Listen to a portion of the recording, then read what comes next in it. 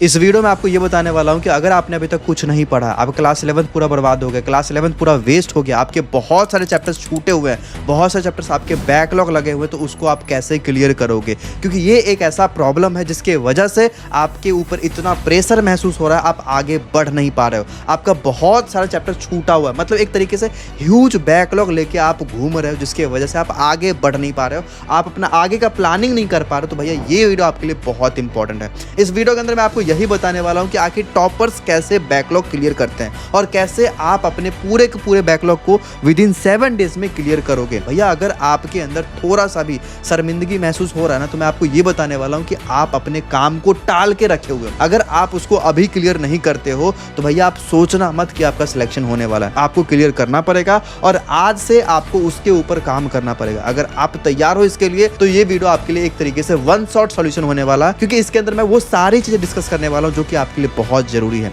भैया backlog clear कैसे करेंगे 7 डेज के अंदर? आपके पास 2 ऑप्शन है। आप या तो यूट्यूब पे लेक्चर देख के कर सकते हो, या फिर आप अगर किसी प्लेटफॉर्म से पढ़ रहे हो उस प्लेटफॉर्म से जाके आप कर सकते हो। यूट्यूब पे भी बहुत सारे टीचर्स हैं जो कि वन शॉट वीडियोस दे रखे हैं, आप वहां से कवर अप कर सकते हो। वन शॉट हो गया, आपके PW हो गया, अनअकैडमी हो गया, एलन हो गया, मोशन हो गया, आप कहीं से भी अच्छे से पढ़ सकते हो। कोई भी प्लेटफॉर्म को आप ब्लाइंडली फॉलो कर सकते हो, लेकिन आप ध्यान ये रखना कि आप टीचर वही फॉलो करना जिस पे आपको विश्वास होगा। ऐसा नहीं कि आज किसी टीचर को फॉलो कर रहे हैं और कल को उस पर विश्वास नहीं हो रहा तो किसी और को भी फॉलो करना पड़ रहा है। इससे आपका समय जाएगा, ये आपको नहीं करना है। बस सबसे पहले हम ये जानते हैं यार कि आइडेंटिफाई करते हैं कि बैकलॉग का रीजन क्या है। बहुत सारा रीजन हो सकता है, हर बच्चा का एक अलग रीजन होगा। हो सकता है कि आपने उस चैप्टर को पढ़ा ही नहीं होगा, तो पढ़ा नहीं तो आपको दोबारा से पढ़ना पड़ेगा। और हो सकता है यार कि आपको समझ में नहीं आया, आपको पढ़ाया तो गया, आपने रिवीजन नहीं करा, आपको समझ में नहीं आया, या फिर हो सकता है कि आपने क्वेश्चन प्रैक्टिस नहीं करा। अगर आप ये सोच रहे हो यार कि मैं अपने चैप्टर को ना किसी दोस्त से डिस्कशन कर लूंगा, बाद में पढ़ लूंगा, नीट के समय में पढ़ लूंगा, लास्ट के 1 मंथ में रिवीजन कर लूंगा, तो भैया ये आपका सबसे बड़ा मिस्टेक है। और 19% बच्चे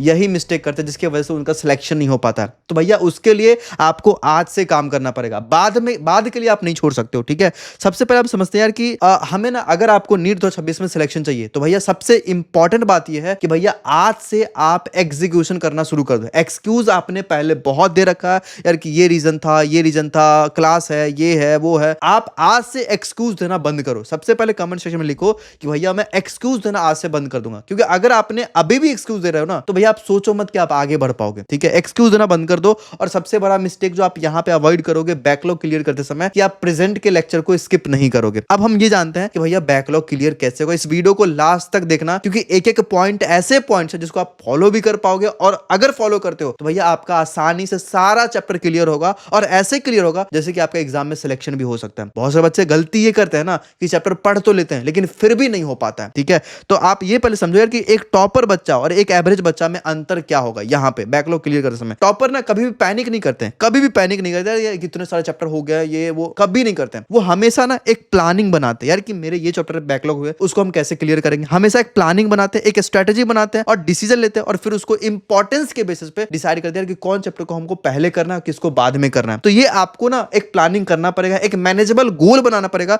जिसको आप फॉलो कर सकते हो। बैकलॉग क्लियरेंस अब कैसे होगा, मैं 4 स्टेप में आपको समझाऊंगा। स्टेप नंबर पहला, सबसे पहले तो आप एक्सेप्ट करो कि हमारा बैकलॉग लगा हुआ है, उसके बाद ही आप काम कर पाओगे। एक्सेप्ट करने के बाद एक टारगेट सेट करो, एक पेज निकालो और उसके ऊपर आप लिखो कि मेरे ये सारे चैप्टर्स है, फिजिक्स के ये चैप्टर है, केमिस्ट्री के ये चैप्टर है और बायोलॉजी के ये चैप्टर जो कि मेरे छूटे हुए हैं। अब उस चैप्टर में से कौन सा चैप्टर हमारे लिए ज्यादा इंपॉर्टेंट है, रिक्वायरमेंट किसका ज्यादा है, आप वहां पे मेंशन करो। मेंशन करने के बाद आपको समझ में आ गई ये चैप्टर मेरे लिए ज्यादा इंपॉर्टेंट है, इसको मुझे पहले करना है, ये हमारे लेस इंपॉर्टेंट है, इसको हमको बाद में करना है। जब आप एक बार मेंशन कर लोगे ना तो एक तरीके से आपको पूरा डायरेक्शन मिल जाएगा कि ये हमारा काम है जिसको मुझे नेक्स्ट 7 डेज के अंदर करना है। एक बार निकालो पेजेस, उस पर लिखो कि ये चैप्टर मेरे छूटे हैं, इसके मुझे लेक्चर करने हैं, इसके मुझे रिवीजन करने हैं और इसके मुझे न्यूमेरिकल सॉल्व करने हैं। एक बार लिखो कि क्या बैकलॉग लगा हुआ है। देखो आपको यहाँ पे दिक्कत क्या आएगा ना कि एक बार आप काम करना शुरू करोगे ना, एक बार आप डिसाइड कर लोगे हाँ मुझे ये चैप्टर को कंप्लीट करना है, तब आपको आएगा मेजर प्रॉब्लम की कॉन्सेप्ट हमें समझ में नहीं आ रहा, क्वेश्चन हमसे बन नहीं पा रहा, सोल्यूशन हमको समझ में नहीं आ रहा है कि यार इस क्वेश्चन का सोल्यूशन क्या आएगा। तो यहाँ पे आपने हेल्प भी ले सकते हो। आप या तो आप अपने फ्रेंड का हेल्प ले लो।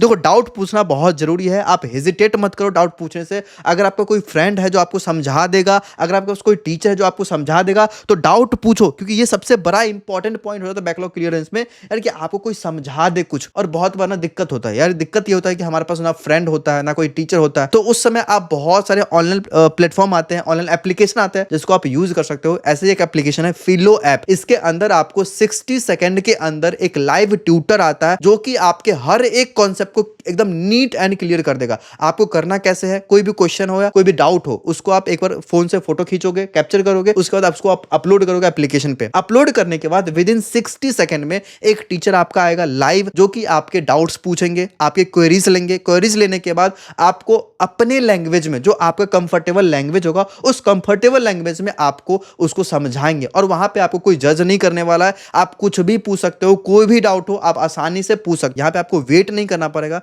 यार कि कल मैं कोचिंग जाऊंगा, मेरा वो दोस्त मुझे समझा देगा तभी मेरा क्लियर हो पाएगा। यहाँ पे आपको वेट नहीं करना। एक बार आप ये सोचो यार कि फिजिक्स के कोई चैप्टर से आपका 3 न्यूमेरिकल नहीं बना है, आपको करना क्या है कि उस 3 न्यूमेरिकल की फोटो खींचना है। खींचने के बाद आपने एप्लीकेशन पे अपलोड करा, अपलोड करने के बाद 60 सेकंड आप वेट करोगे। 60 सेकंड के अंदर कोई एक्सपर्ट ट्यूटर आ रहा है जो कि आपको उस क्वेश्चन को अच्छे से एक्सप्लेन कर दे रहा है, तो कितना अच्छा हो जाएगा। आपका सारा डाउट भी क्लियर हो गया और आपका टाइम भी बच गया। मैं पर्सनली भी इस एप्लीकेशन को आपको रिकमेंड करता हूं क्योंकि ये आपको एक रियल टाइम लर्निंग प्रोवाइड करता है, जो कि आपको डिफरेंशिएट करता है एक टॉपर और एक एवरेज बच्चा में। तो अगर आप नीट 2026 का एक सीरियस एस्पिरेंट हो, अगर आप सच में चाहते हो नीट 2026 में सिलेक्शन लेना, तो भैया आपके लिए टाइम बहुत इंपॉर्टेंट है। आप फिलो एप्लीकेशन को यूज कर सकते हो, मैंने इसके लिंक को डिस्क्रिप्शन में डाल दिया, आप वहां से एप्लीकेशन को डाउनलोड कर सकते हो और ज्वाइन कर सकते हो। नेक्स्ट हम बात करने वाले कि अगर आपने प्लानिंग कर लिया कि आपका कहां पे बैकलॉग लगा हुआ है, कौन सा चैप्टर आपके लिए इंपॉर्टेंट है पहले करना, तो अब आगे का प्रोसेस क्या है कि divide all these into 3 categories. 3 categories में आप डिवाइड करोगे। सबसे पहला इजी हो गया, मीडियम हो गया, हार्ड हो गया। देखो एक प्रॉपर मैं आपको रोड मैप दे रहा हूं जो कि आप आसानी से फॉलो कर सकते हो। आपने एक बार डिसाइड कर लिया इजी, मीडियम, हार्ड में, उसके बाद आपको क्या करना है कि टेक द हेल्प। आप जब हमारा इजी टॉपिक होगा ना, तो आप उसको खुद से भी इजी टॉपिक को कर सकते हो।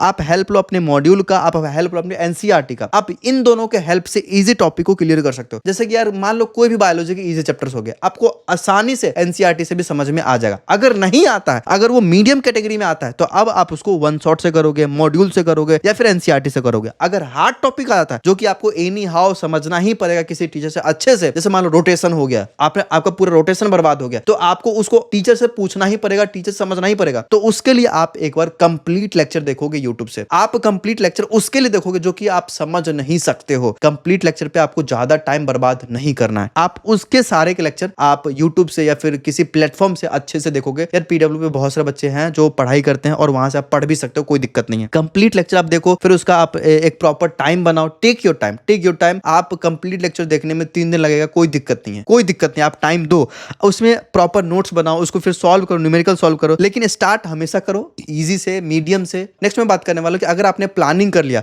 कि फिजिक्स में ये छूटा हुआ है, केमिस्ट्री में ये छूटा हुआ है, बायोलॉजी में ये है, तो अब आप उसको 3 पार्ट्स में डिवाइड करो। 3 पार्ट्स में कैसे डिवाइड करोगे? इजी, मीडियम और हार्ड। इजी में वो सारे पोर्शन आएंगे जो कि आप खुद से भी कर सकते हो, एनसीईआरटी रीड करके कर सकते हो, मॉड्यूल से कर सकते हो। जैसे कि बायोलॉजी कोई चैप्टर हो गया, आप आसानी से खुद से उसको कंप्लीट कर सकते हो। मीडियम में वो सारे आएंगे जिसको आपको टीचर का हेल्प लेना ही पड़ेगा। उसके लिए आप वन शॉट कर सकते हो, मॉड्यूल यूज कर सकते हो, एनसीईआरटी कर सकते हो। अब जो हार्ड टॉपिक होगा ना, उसके लिए आपको प्रॉपर लेक्चर देखना पड़ेगा। आप प्रॉपर डिटेल लेक्चर देखो, आप टाइम दो, आप क्वेश्चन प्रैक्टिस करो, आप रिवीजन पे टाइम दो, लेकिन आप हार्ड टॉपिक को अच्छे से करो। जो हाई वेटेज टॉपिक होगा ना, उसको आप अच्छे से करना, लेकिन स्टार्ट आप हमेशा इजी और मीडियम से करना, क्योंकि ये चीज ना आपको फायदा करेगा और कॉन्फिडेंस लाने में। अगर आप हार्ड टॉपिक उठा लिए और एक चैप्टर को कंप्लीट करने में आपका 7 दिन पहले ही चला गया, तो आपका मोटिवेशन तो ऐसे ही पूरा डाउन चला जाएगा। तो ये आप कर लिए। कॉन्सेप्ट को सीखने के लिए आप फिलो एप्लीकेशन को यूज कर सकते हो। फिलो एप्लीकेशन आपको बहुत हेल्प करेगा इसमें। स्टेप 3 हमारा है 4:1 रूल को फॉलो करना, पैरेलल अप्रोच। देखो बहुत सारे बच्चे गलती ये करते हैं ना कि बैकलॉग क्लियर करते समय अपने प्रेजेंट के लेक्चर को छोड़ देते हैं,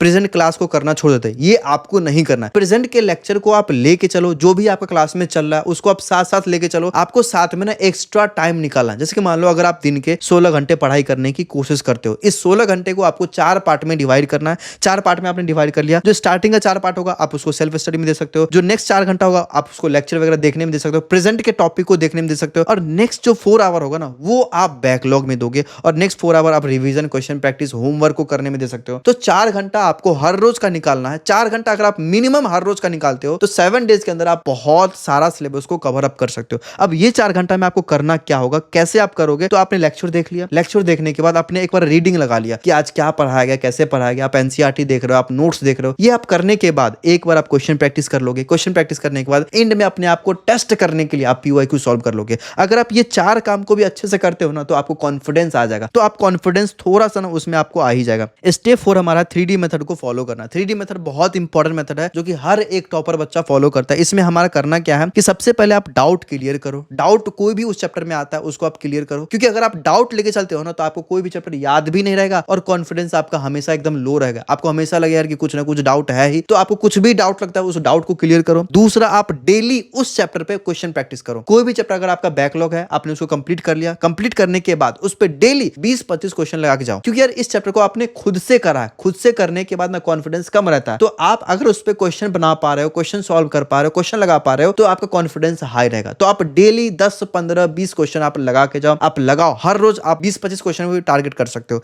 ठीक है। नेक्स्ट हमारा डेली रिवीजन करना। अगर आप रिवीजन करते हो तो आपको कॉन्फिडेंस आता है, रिवीजन करते हो तो आपको याद होता है। तो डेली आप टारगेट कर सकते हो यार कि उस चैप्टर को आप रिवीजन भी करो। अगर आप रिवीजन करते हो ना तो आपको कॉन्फिडेंस बहुत रहता है, आपका चैप्टर कंप्लीट हो जाएगा। फीलिंग ऑफ कंप्लीटनेस आपके अंदर से एक आएगा। स्टेप 5 है हमारा यूनिक कुछ स्ट्रेटजीज, कुछ यूनिक बैकलॉग कंप्लीट करने का स्ट्रेटजी जो टॉपर्स फॉलो करते हैं और जो मैंने खुद भी फॉलो करा था, वो मैं आगे आपको बताने वाला हूं। नेक्स्ट 4 पॉइंट होगा, वो आपके लिए बहुत क्रूशियल पॉइंट है, इसको प्लीज स्किप मत करना। इसमें सबसे पहला पॉइंट हमारा 3 डेज रूल का। आपको परफेक्शन के लिए वेट नहीं करना है। आप ये देखो यार कि आपने डिसाइड करा कि मुझे इस चैप्टर को 3 दिन में कंप्लीट करना है, तो 3 दिन में करना है। अगर 3 दिन में हो जाता है तो ऑल गुड, नहीं होता तो आप आगे मूव करो। यार कि हमारे पास इतना टाइम नहीं है कि आप एक ही चैप्टर को बार बार करते जाओ, एक ही चैप्टर पे आप 10 दिन लगा दिए। आपको ये नहीं करना। आप टाइम को लिमिट करो, 3 दिन के अंदर आपको करना मतलब करना है, नहीं तो आप आगे बढ़ोगे। और कंप्लीट में आपको क्या क्या करना है, आप लेक्चर कर लिए, रिवीजन कर लिए, क्वेश्चन प्रैक्टिस हो गया और एंड में आपने अपने आप को पीवाईक्यू से चेक कर लिया। इतना कर लिया मतलब कि आपका प्रिपरेशन हो गया इस चैप्टर के लिए। नेक्स्ट आपको ये करना है reverse learning technique. Reverse learning technique एक बहुत ही शानदार टेक्निक है जिसको हर एक बच्चा फॉलो कर सकता है।